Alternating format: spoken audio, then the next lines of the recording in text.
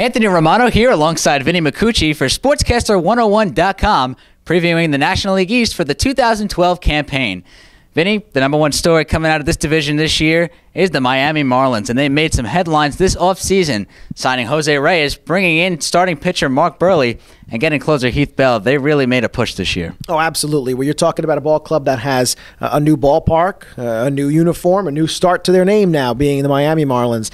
And because of that, a lot of excitement. We know that Ozzie Guillen is going to go in. He's going to bring that excitement. He's going to take the attention away from the players so that they can go out and do their job. But fact remains that this is an exciting ball club, the type of club that you are really, they're such a wild card because you don't know they can go out and be one of the formidable teams in the division, or it won't all come together right away or at all, and they could be one of the worst teams in the division. It is that kind of an indecision right now, I think, that many people have about this ball club, but the excitement level is certainly there. Oh, excitement and even drama. You know, anywhere Ozzie Guillen goes, drama is sure to follow. I mean, it's going to be very interesting to see how this team plays out over the course of this year. Well, of course, and obviously if they get the type of speed and offense, I think Hanley Ramirez and that drama should kind of take a back seat at this point now, Anthony, because once he realizes if I have Jose Reyes in the lineup along with me, Mike Stanton all of a sudden turns out to be the big stud that we all know he already developed into. You're talking about a Marlins team right now that wins, let all of that drama go away, and Ozzie Guillen can become a hero in that. Yeah, I mean, you mentioned young talent like Mike Stanton, and a team in the National League East that has a ton of young talent is the Washington Nationals.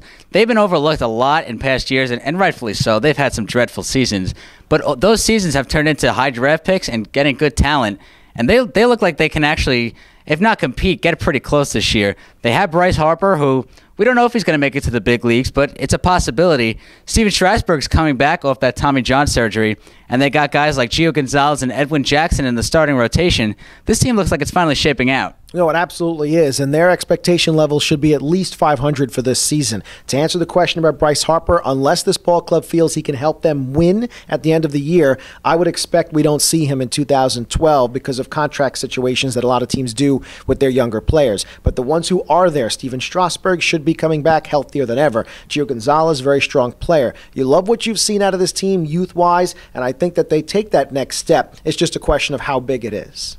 Yeah, I mean, you mentioned the youth of this team, and there's so much potential here.